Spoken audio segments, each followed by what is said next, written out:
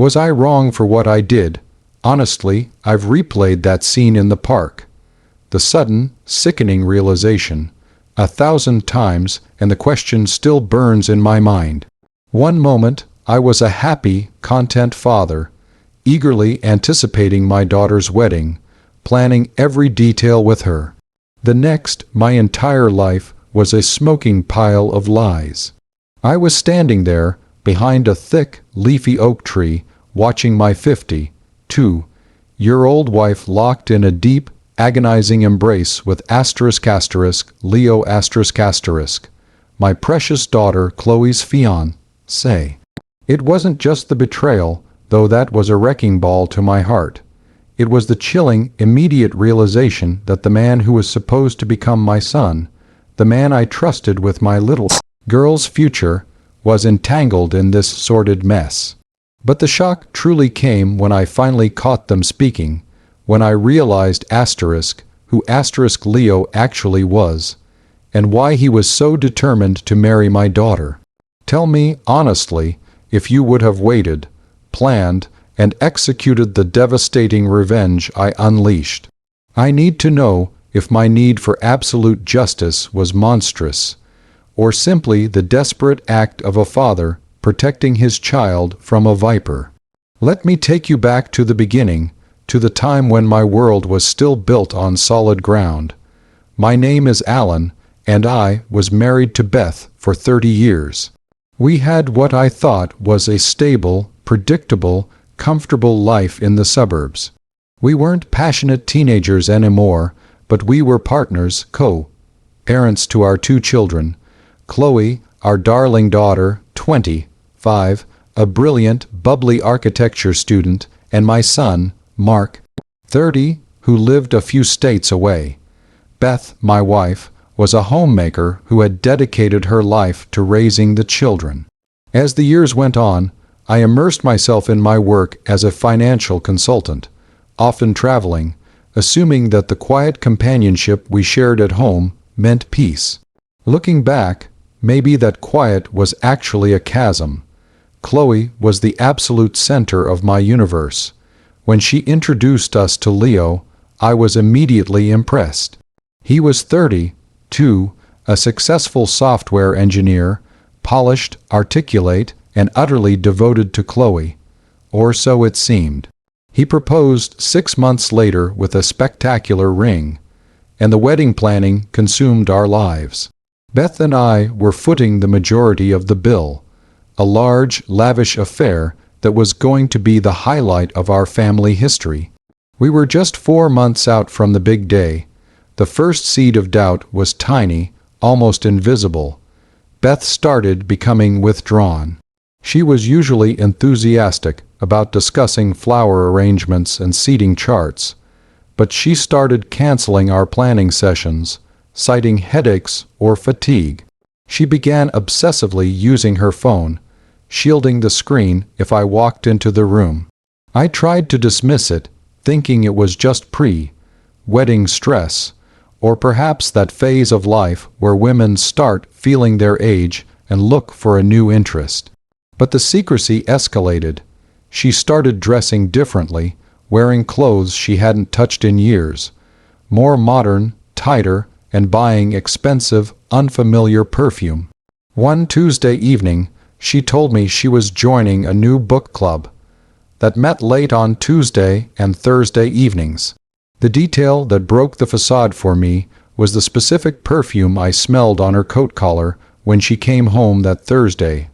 A crisp, masculine scent that was definitely not mine.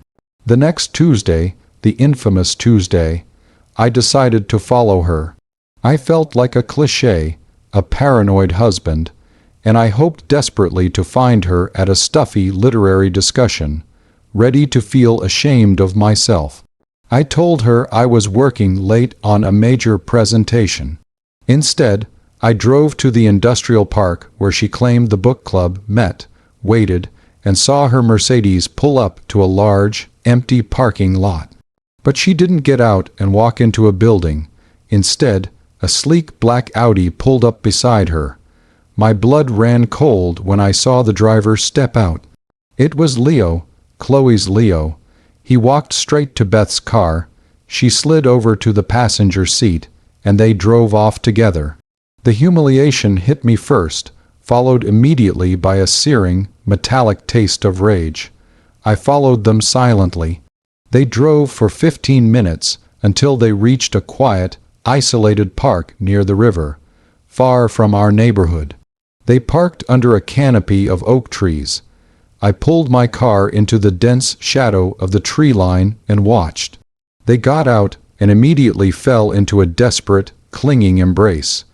It was raw, unmistakable passion, not some polite book club hug. Beth was weeping into his shoulder, and Leo was stroking her hair. The world turned black and white. My wife and my daughter's fiancé. It was a betrayal so layered, so cruel.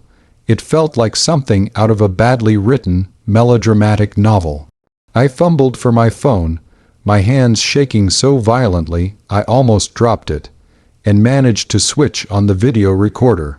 I needed proof, solid evidence to wipe the smug certainty off their faces when I confronted them. I filmed them talking, their faces inches apart, Leo whispering something to her, and Beth nodding frantically. I couldn't hear the words, only the buzzing silence of the park. I watched them for 20 minutes until they separated, kissed one final time, a kiss that felt like a dagger in my chest, and drove away in their separate cars. I sat there for hours, numb, the video evidence burning a hole in my pocket. I knew I couldn't just walk into the house and scream. This wasn't just about an affair. This was about the destruction of my daughter's life, and I needed to know the why. The affair was the smoke. I needed to find the fire. I needed to see them again, to hear their words. The next Tuesday, I set the trap myself. I pretended to leave for a business trip, packing a suitcase and kissing Beth goodbye. I then drove to a cheap motel a few miles away and staked out the park early. I waited, shaking with suppressed fury and sorrow. They arrived later than usual. This time, I was ready. I crept closer, using the bushes and large rocks as cover, until I was close enough to hear their conversation clearly. They were arguing, their voices low and sharp. That's when the conversation took a terrifying turn, revealing the depth of Leo's depravity. Leo was saying, "I can't wait any longer, Beth. The pressure is killing me. We have to finish this and get out. You have to convince Alan to finalize the transfer of the funds before the wedding." Beth pleaded, "It's not that easy, Leo. He's been dragging his feet on moving the investments into the new joint account. He trusts me, but he trusts his lawyer more. We need the wedding to happen. That's when he'll let his guard down completely." Then, Leo said the words that made my blood run cold, the words that revealed the true extent of his wicked intent. He grabbed her arm, his voice raw with desperation. "I don't have time, Beth. My father will find me soon, and if I don't get that money, I'm dead. I need the Peterson family fortune to pay off his debts and disappear." Then he delivered the ultimate shock, his voice dropping to a harsh whisper, "I am not Leo. My name is Alex Ivanov. Leo is my twin brother. He died a year ago. I took his life, his identity, and now I need his wedding to fix my own life." I nearly vomited right there. Leo wasn't Leo. He was Alex, an imposter, possibly a criminal running from something far darker than I could imagine. He wasn't marrying Chloe because he loved her. He was marrying her to access our money, likely to pay off the debts of a crime, syndicate, or worse. My daughter was about to marry a dead man's identity, an imposter, and her own mother was complicit in the scheme for money. Not just love, but a calculated financial betrayal. The horror of the affair paled in comparison to the sheer, existential threat this man posed to my daughter's safety and future. So that's the monstrous situation I was in. My wife was in a secret relationship with a man who was pretending to be her dead twin brother, marrying our daughter for money to escape a lethal threat. My daughter was 4 months from marrying a desperate criminal imposter. I had to make a choice. Before I tell you what happened next, the calculated, public demolition of their entire plot, I want you to pause and comment below what you would have done in my shoes. Would you have gone straight to the police, possibly alerting Alex, and putting Chloe in immediate danger? Or would you have played their game, waited for the perfect moment, and destroyed them both publicly, ensuring every last secret was exposed? What would you have sacrificed to ensure the Viper was removed from your home forever? I chose the slow, agonizing destruction. The immediate concern was Chloe's safety and the recovery of every cent of our assets. I knew if I went to the police immediately, Alex might panic and hurt Chloe, or simply vanish with whatever he could grab. I had to keep them calm and confident in their scheme. I returned home and acted completely normal, even enthusiastically discussing the wedding details with Beth. I had to look her in the eyes and smile while knowing the monster she was and the hell she was dragging my daughter into. The first step was protecting the money. I immediately contacted my lawyer, a discreet but ruthless woman named Ms. Chen. I didn't tell her the whole truth, only that I had strong reason to believe my wife was planning financial fraud regarding our joint accounts and investments related to the wedding budget. I had her immediately freeze all joint accounts, transfer key investments into an irrevocable trust in Chloe's name alone, a clause I'd set up years ago, and then set up a separate dummy account with a large, but not suspicious, amount of money. This dummy account was what I would let Beth believe they were working toward. For the next 3 weeks, I meticulously played the part of the oblivious husband. Beth began pressuring me to finalize the transfer to the joint wedding account. I played along, complaining about paperwork and legal delays, but assuring her it would be done a week before the wedding. This kept Alex on the hook. Meanwhile, Ms. Chen was working on the real bomb.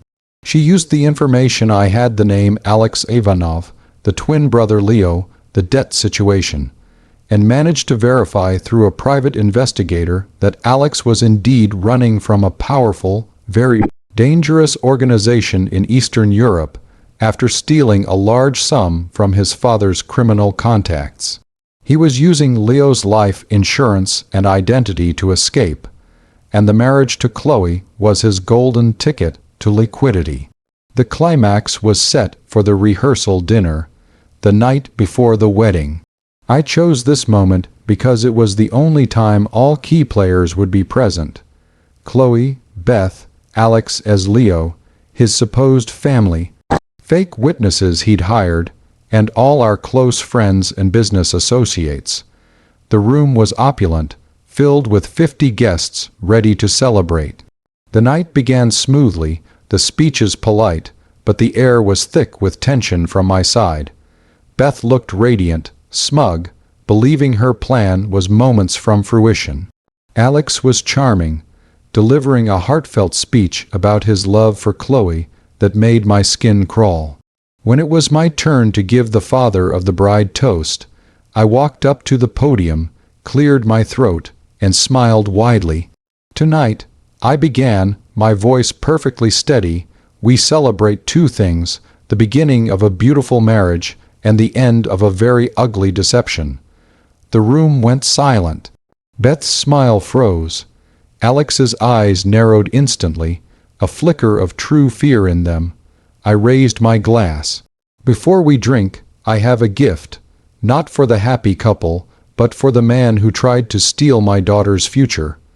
I nodded to Ms. Chen, who was sitting unobtrusively at a side table. She stood up and walked to the head table, carrying a large manila envelope. "Mr. Ivanov," I said, addressing him by his real name, which echoed in the sudden silence. Or should I call you Alex? Let's stop the charade. Your brother Leo died 1 year ago in Prague. This marriage is an attempt to escape your father's creditors using my family's money. I then pulled up the video I'd secretly prepared. Projected onto the large screen behind the head table, for all 50 guests to see, was the footage of Alex and Beth in the park, culminating in the audio recording of their entire conversation.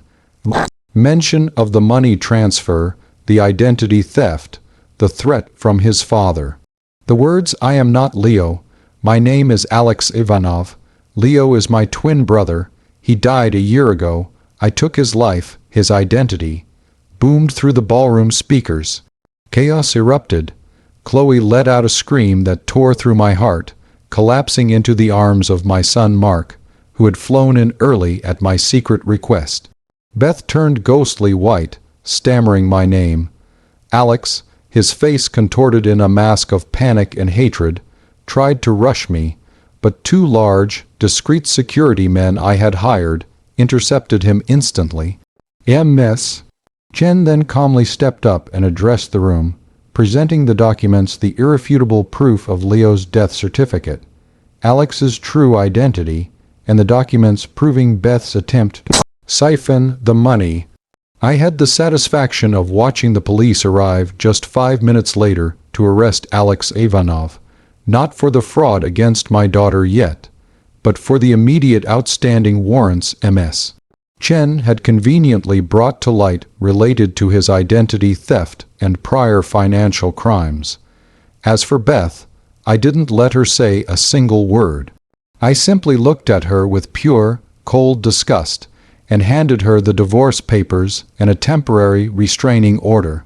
She had zero access to any of the accounts. The dummy account was emptied, and the main assets were safe. Her role in the fraud, captured on video, gave me irrefutable grounds for divorce based on fault, leaving her with the bare minimum required by law, effectively stripped of the wealth she had betrayed her family for. The aftermath was brutal. The wedding was cancelled, obviously. Chloe was devastated, not just by the loss of the man she thought she loved, but by the horrific, layered betrayal from her mother and the man she was marrying. She spent months in therapy, and I spent every waking moment supporting her. She eventually moved in with me again. The financial fraud charges against Beth were dropped, but only on the condition that she signed the divorce papers waiving any right to the business and the house. She had hoped to gain a fortune and instead walked away with almost nothing, living with a sister far away. Alex Ivanov was extradited shortly after his arrest to face the serious charges waiting for him overseas. The wedding money was recovered and placed into Chloe's fully protected trust. It took a year, but Chloe finally started her own architecture firm, using the secured funds as seed capital. She found strength and resilience she never knew she had. Our relationship is stronger than ever. We rebuilt it brick by painful brick. I lost my marriage of 30 years, but I saved my daughter's life, her fortune, and her future. So, was I wrong? No. I believe I was a father fighting a viper with a legal and tactical precision that was necessary to survive. I had to become cold to ensure my daughter could remain warm and safe. I fought for my daughter's honor, my husband's legacy, and my peace of mind. I may have lost a wife, but I gained my daughter's absolute safety and the knowledge that I stood up against true evil. Like this video if you were on my side. Subscribe for more stories like this, and share your final thoughts on this whole mess in the comments section. I'll see you all in the next story.